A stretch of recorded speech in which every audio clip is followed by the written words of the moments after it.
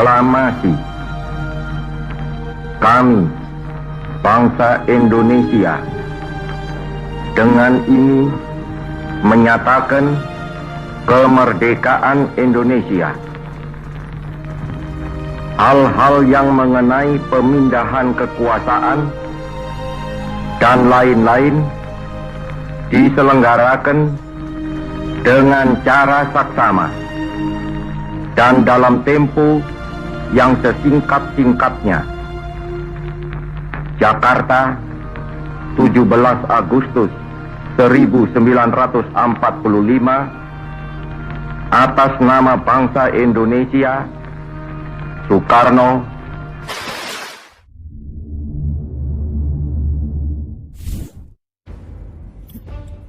Insiden bendera di Surabaya. Pada tanggal 31 Agustus 1945, Presiden Soekarno telah mengeluarkan maklumat yang menetapkan bahwa mulai 1 September 1945, bendera nasional Sang Merah Putih dikibarkan terus di seluruh wilayah Indonesia. Gerakan pengibaran bendera tersebut makin meluas ke seluruh wilayah Indonesia, khususnya kota Surabaya.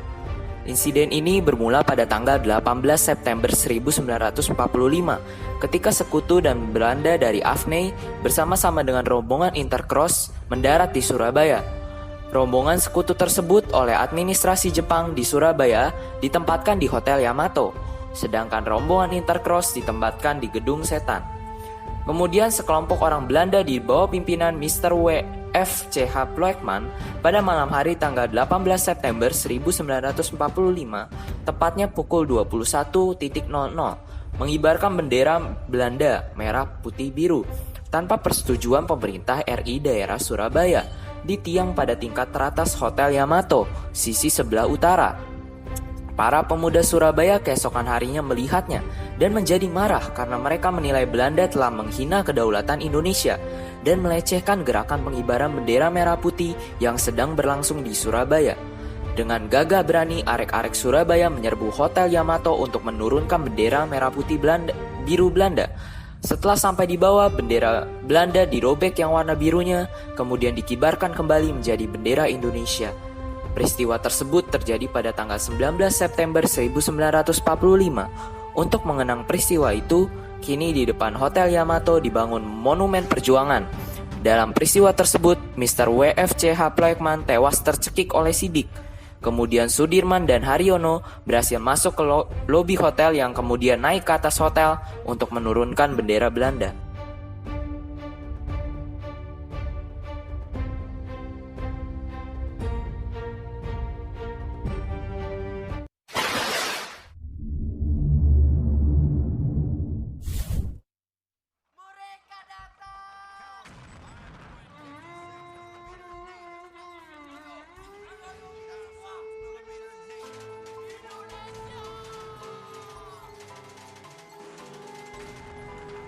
Pertempuran di Surabaya.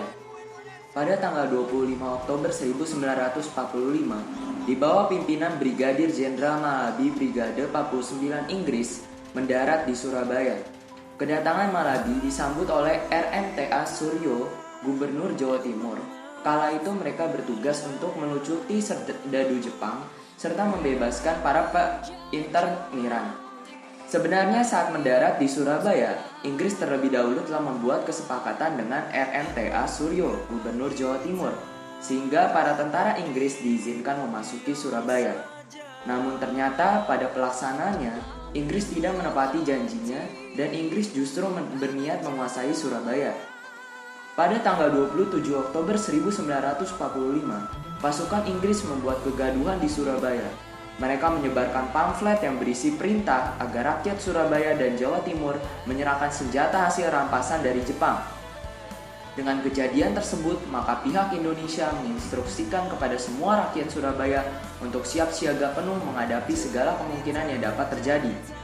Akhirnya kontak senjata pecah antara pemuda Surabaya dan tentara Inggris.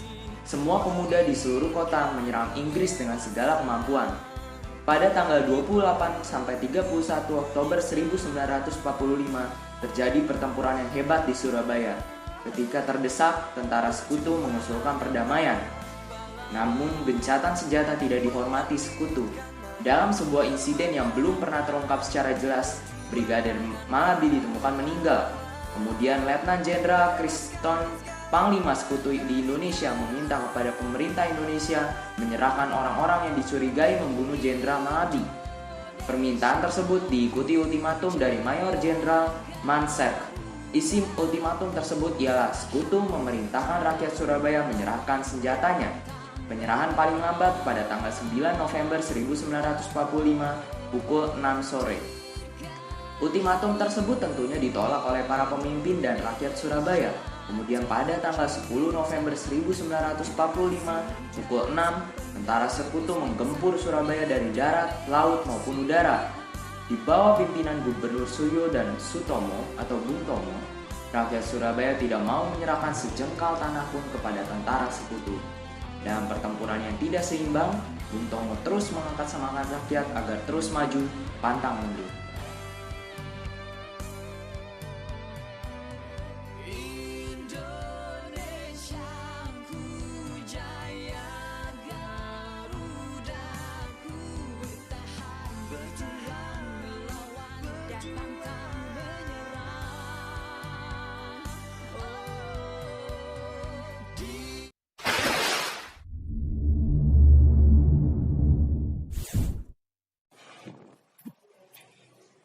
Pertempuran Medan Area. Pada tanggal 9 Oktober 1945, pasukan Sekutu yang diboncengi Serdadu Belanda dan Nica di bawah pimpinan Brigadir Jenderal T.E.D. Kelly mendarat di kota Medan.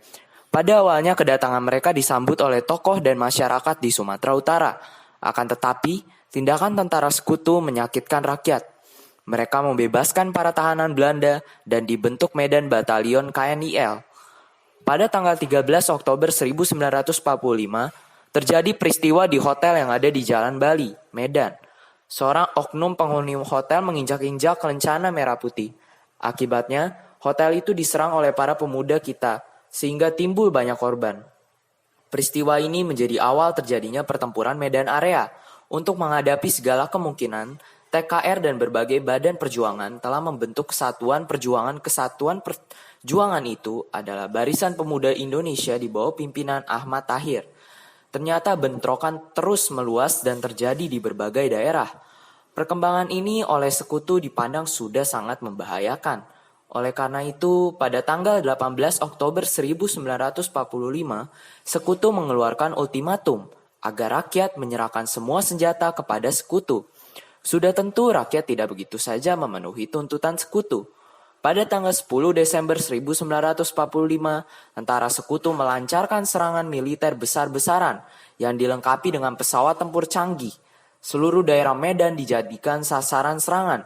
Rakyat pun melakukan perlawanan sekuat tenaga. Sekutu berusaha mendesak para pejuang kita. Bahkan Sekutu sejak tanggal 1 Desember 1945 memasang batas-batas penundukannya. Batas itu berupa papan yang diberi tulisan Fixed Boundaries Medan Area di sudut-sudut kota. Sekutu dan Nica berhasil mendesak beberapa pimpinan Republik keluar kota. Gubernur, wali kota, dan markas TNI pindah ke Pamatang Siantar.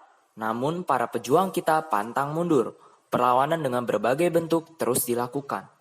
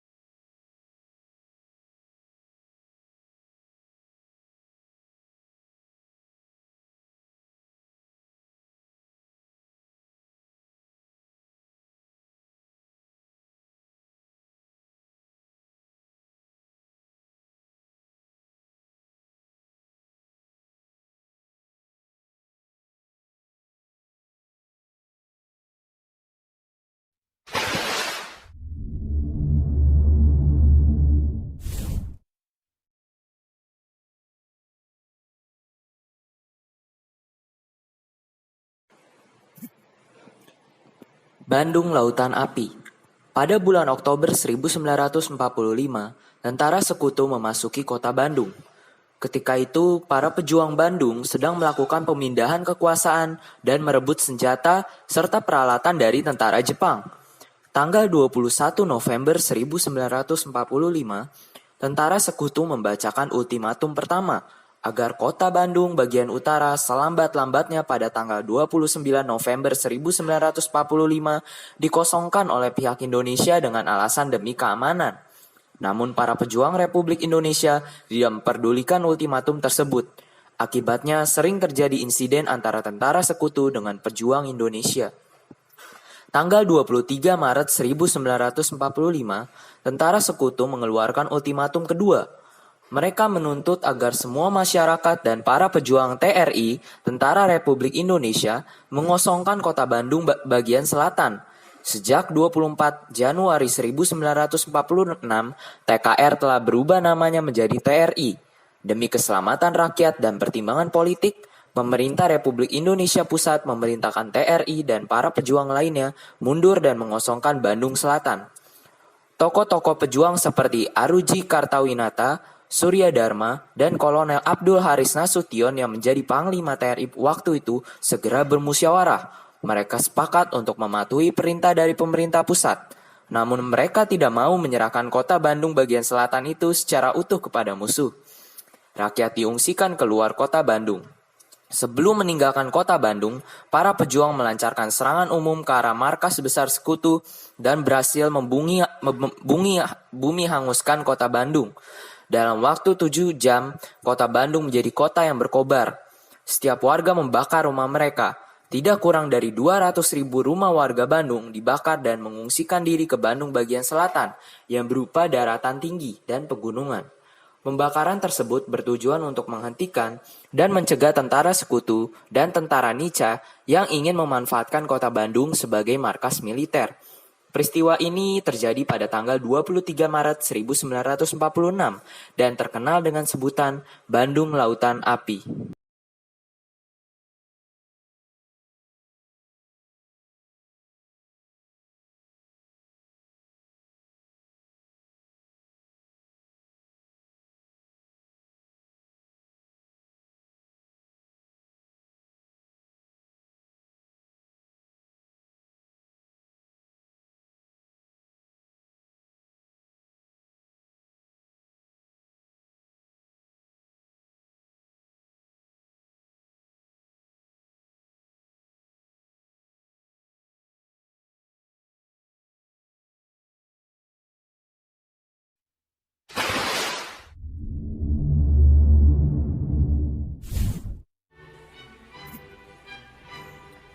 Perjanjian Linggarjati. Masuknya Afne yang diboncengi Nica ke Indonesia karena Jepang menetapkan status quo di Indonesia menyebabkan terjadinya konflik antara Indonesia dengan Belanda. Seperti contohnya peristiwa 10 November, pemerintah Inggris menjadi penanggung jawab untuk menyelesaikan konflik politik dan militer di Asia. Oleh sebab itu, Sir Archibald Clarke, diplomat Inggris, mengundang Indonesia dan Belanda untuk berunding di Hoek Veluwe. Perundingan tersebut gagal karena Indonesia meminta Belanda mengakui kedaulatannya atas Jawa, Sumatera, dan Pulau Madura. Belanda hanya mau mengakui Indonesia atas Jawa dan Madura saja. Upaya yang dilakukan oleh pemerintah Inggris ialah sebagai berikut. Pada akhir Agustus 1946, pemerintah Inggris mengirimkan Lord Kilian ke Indonesia untuk menyelesaikan perundingan antara Indonesia dengan Belanda. Pada tanggal 7 Oktober 1946, bertempat di Konsulat Jenderal Inggris di Jakarta, dibuka perundingan Indonesia-Belanda dengan dipimpin oleh Lord Kilian. Perundingan ini menghasilkan persetujuan gencatan senjata dan meratakan jalan ke arah perundingan di Linggarjati yang dimulai tanggal 11 November 1946. Dalam perundingan Linggarjati, Indonesia diwakili oleh Sultan Syahrir, Belanda diwakili oleh tim yang disebut Komisi Jenderal dan dipimpin oleh Willem Schermerhorn dengan anggota H.J. Van Mook dan Lord Kilian. Hasil perundingan terdiri dari 17 pasal, yakni sebagai berikut. Belanda mengakui secara de facto wilayah Republik Indonesia yaitu Jawa, Sumatera, dan Madura. Belanda harus meninggalkan wilayah RI paling lambat tanggal 1 Januari 1949. Pihak Belanda dan Indonesia sepakat membentuk negara RIS. Dalam membentuk RIS, Indonesia harus tergabung dalam Commonwealth atau Persemakmuran Indonesia Belanda dengan mahkota negeri Belanda sebagai kepala uni. Perjanjian Linggarjati menimbulkan pro dan kontra di kalangan masyarakat Indonesia. Contohnya beberapa partai seperti Partai Masyumi, PNI, Partai Rakyat Indonesia, dan Partai Rakyat Jelata. Partai-partai tersebut menyatakan bahwa perjanjian itu adalah bukti lemahnya pemerintahan Indonesia untuk mempertahankan kedaulatan negara Indonesia. Untuk menyelesaikan permasalahan ini, pemerintah mengeluarkan Peraturan Presiden Nomor 6 Tahun 1946, di mana bertujuan menambah anggota Komite Nasional Indonesia Pusat agar pemerintah mendapat suara untuk mendukung perundingan Linggarjati. Japanse instructeurs hadden jonge Indonesiërs tot vechtautomaten opgeleid. Deze hebben strijdorganisaties gevormd die desnoods zelfstandig.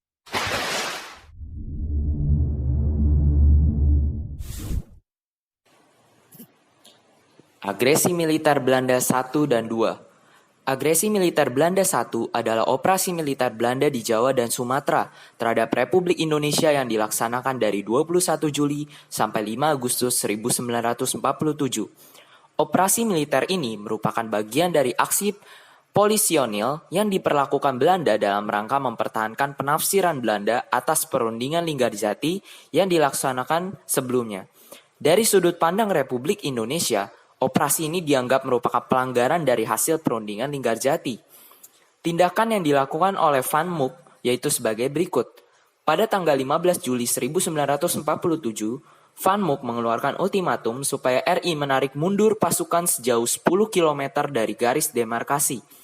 Tujuan utama agresi Belanda adalah merebut daerah-daerah perkebunan yang kaya dan daerah yang memiliki sumber daya alam, terutama minyak.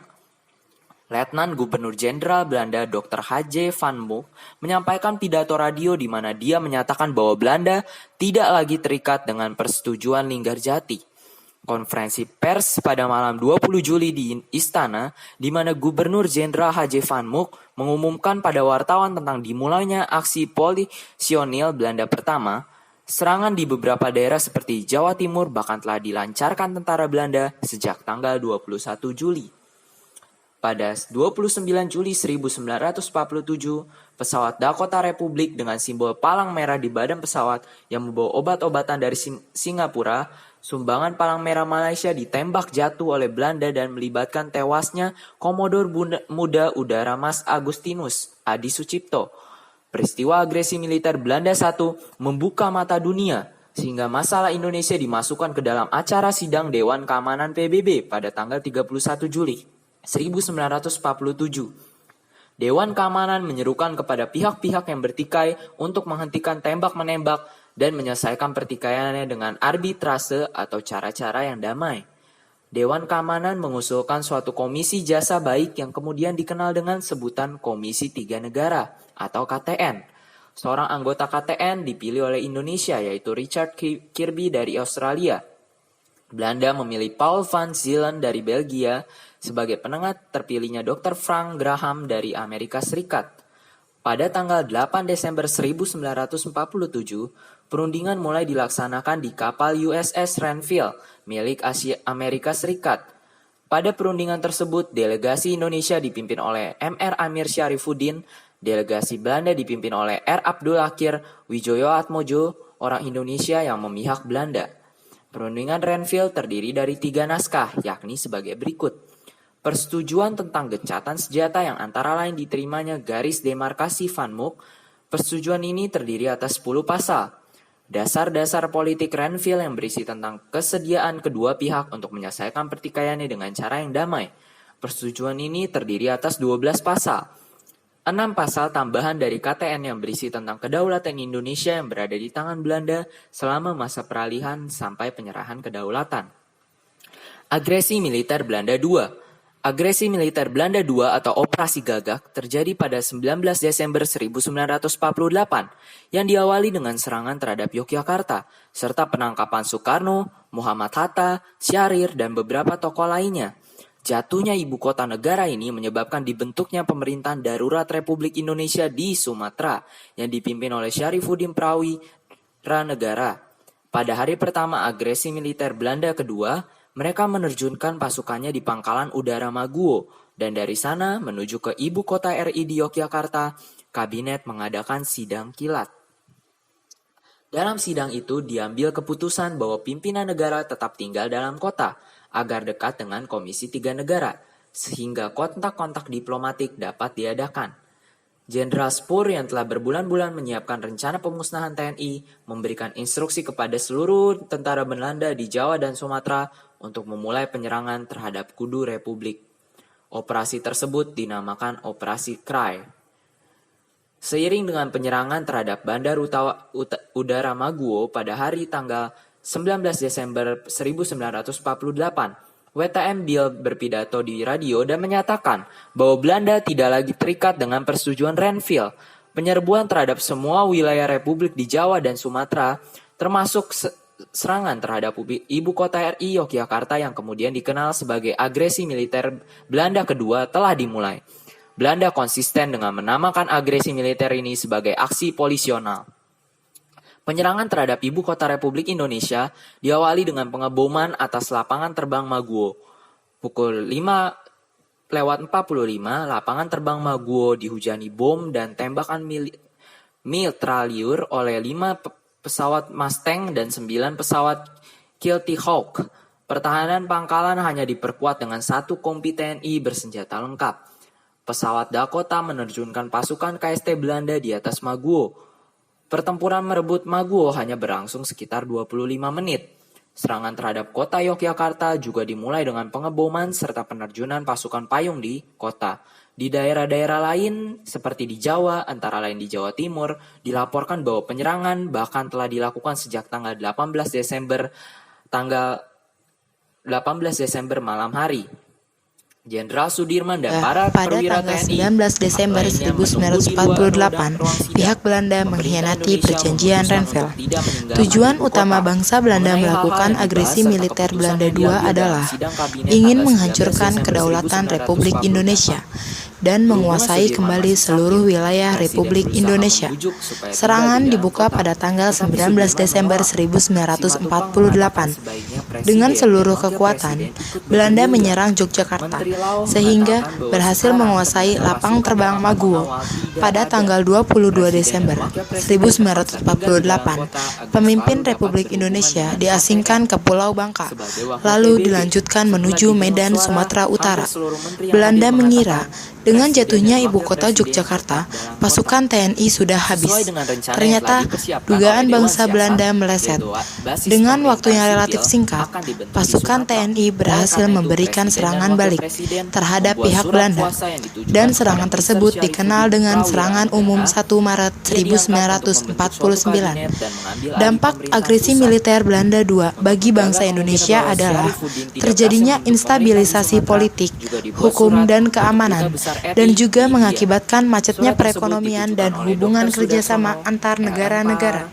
Menteri Keuangan Mr. A.A. Maramis, kemudian 4 menteri yang ada di Jawa Maut sedang berada di luar Yogyakarta sehingga tidak ikut tertangkap, yakni Menteri Dalam Negeri Dr. Sukiman, Menteri Persediaan Makanan Mr. I.J. Kasino, Menteri Pembangunan dan Superi, Menteri Kehakiman Mr. Susanto.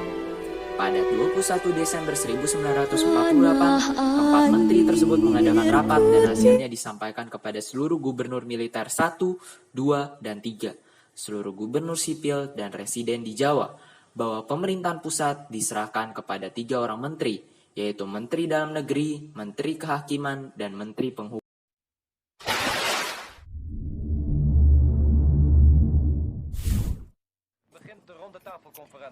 Konferensi Meja Bundar adalah sebuah pertemuan antara pemerintah Republik Indonesia dan Belanda yang dilaksanakan di Den Haag, Belanda dari 23 Agustus hingga 2 November 1949. Usaha untuk meredam kemerdekaan Indonesia dengan jalan kekerasan berakhir dengan kegagalan.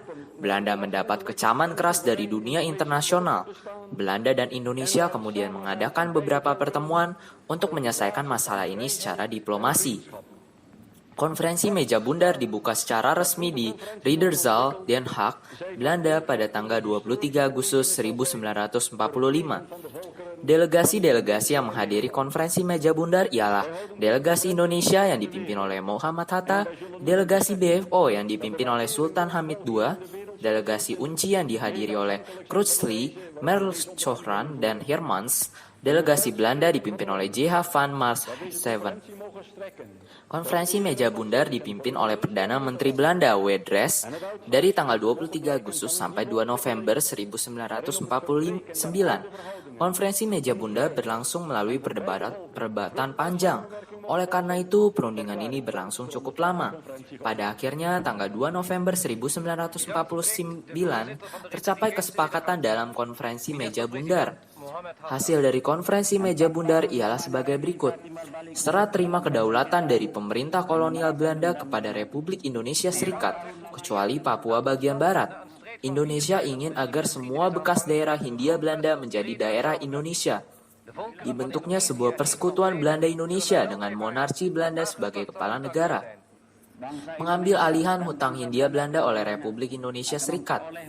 Konferensi meja bundar memberikan dampak yang cukup menggembirakan bagi bangsa Indonesia, karena sebagian besar hasil dari KMB berpihak pada bangsa Indonesia adalah sebagai berikut. Dampak dari konferensi meja bundar bagi Indonesia ialah Belanda mengakui kemerdekaan Indonesia. Konflik dengan tentu saja dapat diakhiri dan pembangunan dapat segera dimulai. Irian Barat belum bisa diserahkan kepada Republik Indonesia Serikat. Bentuk negara serikat tidak sesuai dengan cita-cita proklamasi kemerdekaan 17 Agustus 1945. Selain dampak positif, Indonesia juga tentu saja beroleh dampak negatif, yaitu belum diakuinya Irian Barat sebagai bagian dari Indonesia. Indonesia masih berusaha untuk memperoleh pengakuan bahwa Irian Barat merupakan bagian dari NKRI. Pada tanggal 16 Desember 1949, Ir Soekarno dilantik sebagai Presiden RIS, dan pada tanggal 17 Desember 1949 diambil sumpahnya. Hal ini merupakan wujud dari menindaklanjuti hasil dari konferensi meja bundar. Pada tanggal 20 Desember 1949, Presiden Soekarno membentuk Kabinet RIS yang dipimpin oleh Dr. Andes Muhammad Hatta. Pada tanggal 23 Desember 1949, delegasi RIS yang dipimpin oleh Dr. Andes Muhammad Hatta berangkat ke Belanda. Delegasi ini tentu saja bertujuan untuk menandatangani naskah pengakuan kedaulatan Republik Indonesia. Pengakuan ini dilaksanakan pada tanggal 27 Desember 1949. Ten slotte spreekt nog de heer Critchley, die namens de Commissie der Verenigde Naties voor Indonesië gelukwensen aanbiedt ter gelegenheid van de opening der conferentie. Mr. Chairman, on behalf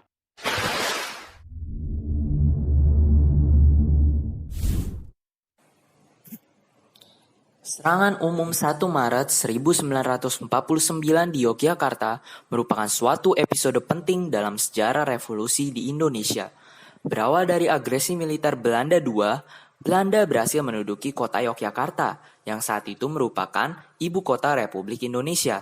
Setelah kota Yogyakarta dikuasai, Belanda kemudian berusaha menguasai kota-kota sekitar kota Yogyakarta, yaitu Gunung Kidul, Sleman, Kulon Progo, dan Bantul. Situasi ibu kota negara saat itu sedang tidak kondusif. Keadaan tersebut diperparah propaganda Belanda di luar dunia bahwa tentara Indonesia sudah tidak ada.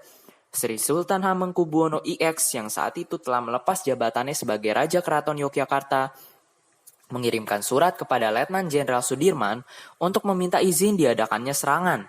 Jenderal Sudirman menyetujuinya dan meminta Sri Sultan Hamengkubuwono IX untuk berkoordinasi dengan Letkol Soeharto yang saat itu menjabat sebagai Komandan Brigade 10 atau Wegkreise 3. Sri Sultan Hamengkubuwono IX mengadakan pertemuan empat mata dengan Letkol Soeharto di Ndalem Prabu Ningratan. Pertemuan ini menghasilkan keputusan untuk melancarkan serangan umum pada tanggal 1 Maret 1949. Serta menyusun strategi serangan umum.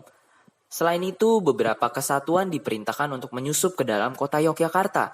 Di antaranya adalah kesatuan khusus di bawah pimpinan Kapten Widodo.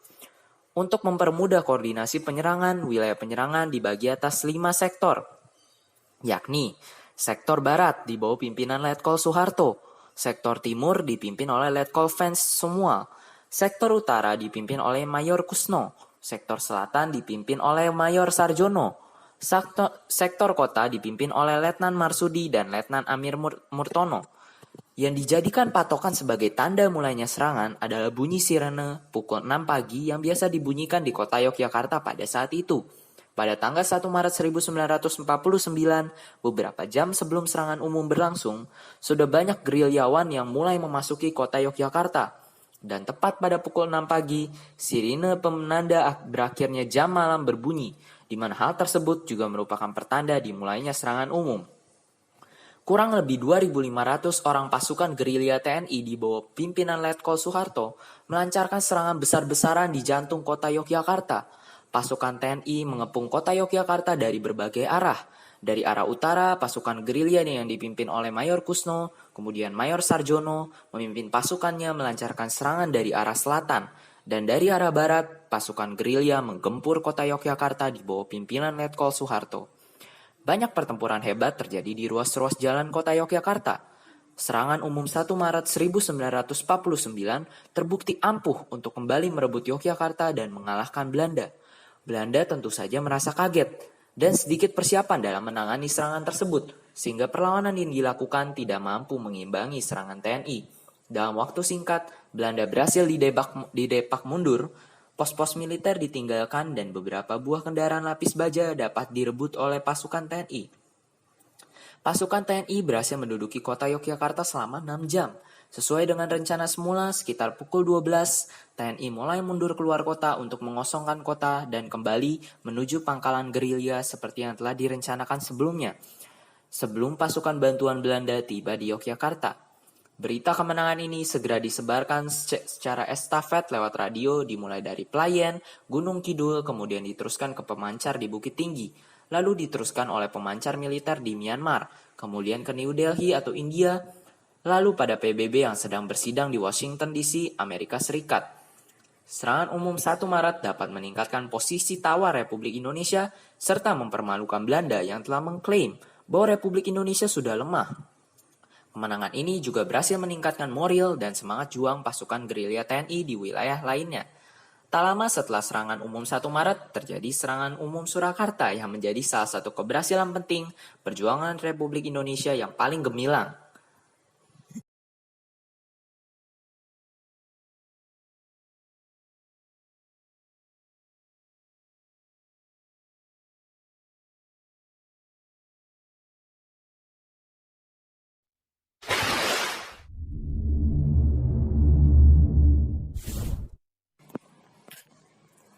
Hasil dari konferensi meja bundar menghasilkan keputusan dibentuknya suatu negara federal, yaitu Republik Indonesia Serikat atau RIS.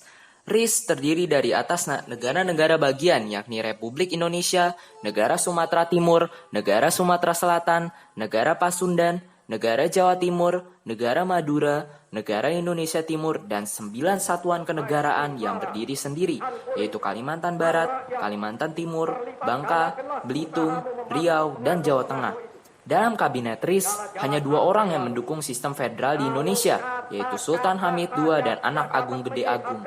Sisanya seperti Sri Sultan Hamengkubuwono IX, Arnold Manuhutu, dan lain-lain lebih mendukung sistem Negara Kesatuan Republik Indonesia atau NKRI.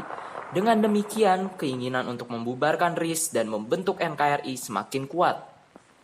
Dasar pembentukan negara federal di Indonesia tidak jelas dan tanpa dukungan rakyat. Eksistensinya sangat tergantung pada kekuatan militer Belanda yang terdiri atas Koninklijk Leger atau KL atau Tentara Kerajaan Belanda dan Koninklijk Netherlands Indische Leger atau KNIL. Upaya pemerintah Indonesia untuk kembali ke NKRI ialah sebagai berikut. Pada tanggal 19 Mei 1950 diadakan persetujuan antara RIS dengan RI untuk mempersiapkan prosedur pembentukan negara kesatuan. Pihak RIS diwakili Muhammad Hatta dan pihak RI diwakili Dr. Abdul Halim. NKRI akan dibentuk oleh RIS bersama-sama dengan RI di Yogyakarta.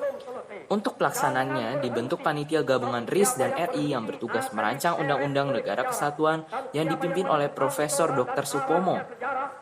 Pada tanggal 14 Agustus, rancangan Undang-Undang Dasar Negara Kesatuan Republik Indonesia diterima baik oleh Senat dan Parlemen RIS serta KNIP.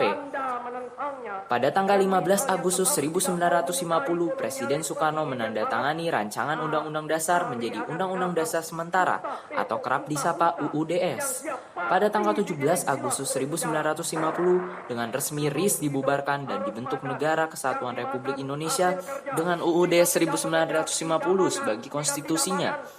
Awal tahun 1950 merupakan periode krusial bagi Indonesia. Pertentangan dan konflik untuk menentukan bentuk negara telah berlangsung. Secara resmi, Indonesia merupakan negara federal.